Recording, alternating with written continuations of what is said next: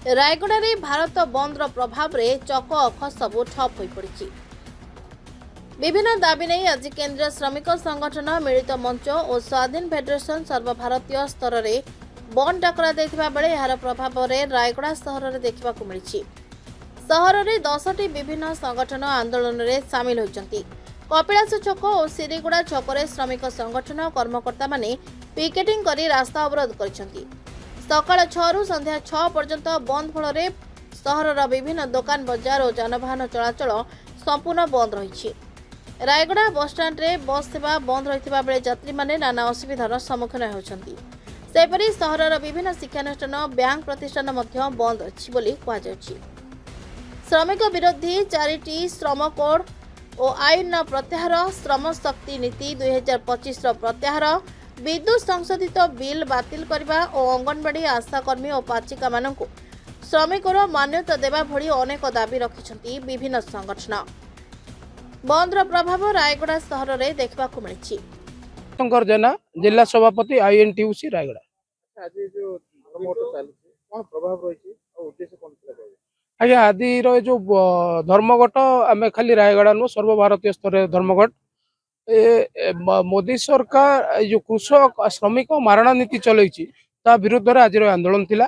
ଆମେ ଯଦି ଦେଖିବା, ପ୍ରଥମ ମୋଦି ସରକାର ଶାସନକୁ ଆସିବା ପୂର୍ବରୁ ବହୁତ ମିଠା ମିଠା କଥା କହୁଥିଲେ, କିନ୍ତୁ ଶାସନକୁ ଆସିଲା ପରେ ପ୍ରଥମେ ଯୋଉ ଦେଖିବା ଆମେ ଯୋଉ ସେ କୃଷକ ମାନଙ୍କ ପାଇଁ ଯୋଉ MSP ଧାର୍ଯ୍ୟ କରିବାର ଥିଲା, ସେତେବେଳେ ଯୋଉ ଦିଲ୍ଲୀରେ ଯୋଉ କୃଷକ ଆନ୍ଦୋଳନରେ ଶହ ଶହ କୃଷକ ଜୀବନ ଗଲା ଦେଖିଲେ। ଆଜି ଠିକ୍ ସେହିପରି ଲେବର ଲ ଯୋଉ ଥିଲା ତାକୁ ପରିବର୍ତ୍ତନ କରି ଲେବର କୋଡ୍ 4ଟି ଲାଗୁ କରିବାକୁ ଯାଉଛି, ଯାହାଦ୍ୱାରା ସେ ଲେବର କୋଡ୍ ଲାଗୁ ହେଲେ ସାଧାରଣ ଶ୍ରମିକ କୃଷକ ଯୋଉ ଭାଇମାନେ ରହିଲେ ସେମାନେ ତାଙ୍କର ନ୍ୟାର୍ଯ୍ୟ ଦାବିକୁ ଉପସ୍ଥାପନ କରିପାରିବେନି, ତାଙ୍କୁ ପାର୍ଟି ବନ୍ଦ କରିଦେଉଛି ଏବଂ ପୁଞ୍ଜିପତି ଖଣି ଖଦାନ ମାଲିକମାନଙ୍କୁ ସୁହାଇଲା ଭଳିଆ ନିୟମ ହୋଇଛି, ତାକୁ ଆମେ ପ୍ରଥମ ବିରୋଧ କରୁଛୁ।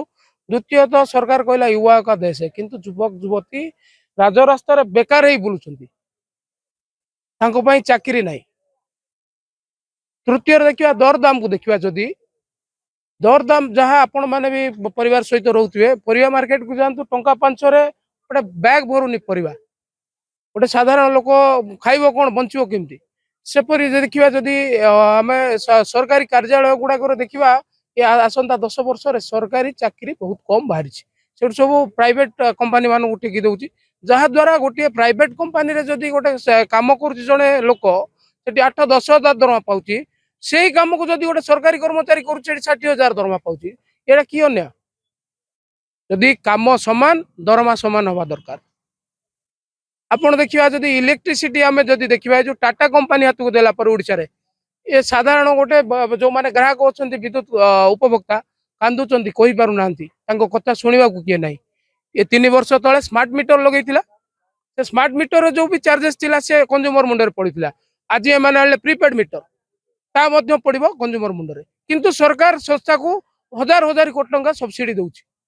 ଏ କାହା ସ୍ୱାର୍ଥରେ? ସଠିକ ଭାବରେ ଯଦି ଦେଖିବା, କୃଷକ ମାନେ ଏ ବର୍ଷ ବର୍ଷ ଶୀତ କାକର ବର୍ଷାରେ ଖଟିକି ଧାନ ଅମଳ କରିବେ, କପା ଅମଳ କରୁଛନ୍ତି, ତାଙ୍କର ସରକାର ଯୋଉ ଧାର୍ଯ୍ୟ କଲା ରେଟ୍ ମଣ୍ଡିରେ ନେଇ ମାସ ମାସ ପକେଇ ରଖୁଛନ୍ତି ଅଫିସର ମାନେ। ଅଫିସର ଏବଂ ମିଲ୍ ମାଲିକଙ୍କର ଯୋଉ ମଧୁଚନ୍ଦ୍ରିକା, ତା ପାଇଁ ଏ କୃଷକ ଆଜି କାନ୍ଦୁଛି, ତା ପେଟ ଭୋକିଲା। ଧାନ ମଣ୍ଡିରେ ମାସ ମାସ ପକାଉଛନ୍ତି, ସଠିକ ନ କିଣିବା ଦ୍ୱାରା ସେମାନେ ବାଧ୍ୟ ହୋଇ ଅଭାବୀ ରେଟ୍ରେ, ସେମାନେ ଅଳ୍ପ ରେଟ୍ରେ ଆନ୍ଧ୍ରା କିମ୍ବା କୌଣସି ଓଡ଼ିଶାର ଯୋଉ ମିଲ୍ ମାଲିକ ମାନଙ୍କୁ ଦଉଛନ୍ତି। କପା ବି ଯଦି ଦେଖିବା, କପା ସରକାର ଧାର୍ଯ୍ୟ କଲା ରେଟ୍, କିନ୍ତୁ ନେଲା ପରେ ଗାଡିରୁ ଅନଲୋଡ କରିଦଉଛନ୍ତି, କହୁଛନ୍ତି ତମର ମାନ ଠିକ ନାହିଁ, ରେଟ୍ କମେଇବୁ। ସେ ବିଚାରା ଚାଷୀ ଯିବେ କୁଆଡେ?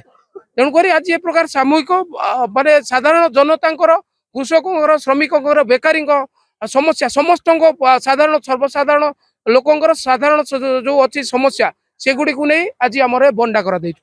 ଆଶା କରୁଛୁ ଆଜି ତ ଆମେ କାଲି ଅନୁରୋଧ କରୁଥିଲୁ ବଜାରର ଯୋଉ ଅଛନ୍ତି merchant association, truck association, bus association, ସରକାରୀ ବେସରକାରୀ କାର୍ଯ୍ୟାଳୟ ସମସ୍ତଙ୍କୁ ଆମେ ସଫଳ ସହଯୋଗ କରିବାକୁ ଅନୁରୋଧ କରିଥିଲୁ। ଆଜି ଦେଖିବାକୁ ମଧ୍ୟ ମିଳୁଛି ସମସ୍ତେ ସହଯୋଗ କରିଛନ୍ତି। ଆର ପ୍ରଭାବ ନିଶ୍ଚିନ୍ତ ରୂପରେ ସରକାର ଉପରେ ପଡିବ, ସରକାର ଚାପରେ ରହିବ। ଆଶା କରୁଛୁ ଆମର ଯୋଉ ଏ ନ୍ୟାର୍ଯ୍ୟ ଦାବି ଅଛି ତା ଉପରୁ କିଛି ଦାବିକୁ ସରକାର ମାନିବାକୁ ବାଧ୍ୟ ହବ।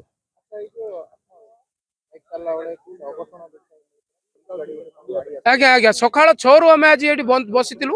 ଧାରଣା ସ୍ଥଳରେ ଗୋଟେ ପୋଲିସ ଭ୍ୟାନ ଆସି ପହଞ୍ଚିଲା, ଯିଏ କି ଯୋଉ ଗାଡି ନବରଙ୍ଗପୁର ଯିବାର ଥିଲା, सीएम प्रोग्राम रे एठू किछि हमर पुलिस भाई 40 जन कोन थिले गाड़ी रे हठात गाड़ीटी आमे तांको कहलु हमर सांबादिक होयन बाइट नउतले हमर पाखा पाखी 30-40 जन श्रमिक बंधु थिले एवं सांबादिक भाई 10 जन कोन थिले हठात गाड़ीटी को से आमे कहबा पूर्व माड़ी आसिला जो आमे जानि पारलुनी कोन हेछि किछि बोध हुए यांत्रिक त्रुटि थाई पारे किंतु ए हमर माँ माजिगरिणी एवं जगन्नाथ दयारु आम जीवन हानि है ना किंतु किछि बाइक एवं चेयर डैमेज है चेयर गोटे 20-30 टी चेयर भांगी जाइए बाइक किछि डैमेज होइछि जनजीवन हानि रु आमे बंची जाइछु जा हो आमर हो आज जदि भी होता दुर्घटना इधर आमे मरी था नचेत गाड़ी रेटी न होता आगे टिके होता जो 40 टी पुलिस भाई मैंने बसले जीवन जाता जीवन बंची जाइए आमे भगवान को ऊपर कृतज्ञ जनाऊँ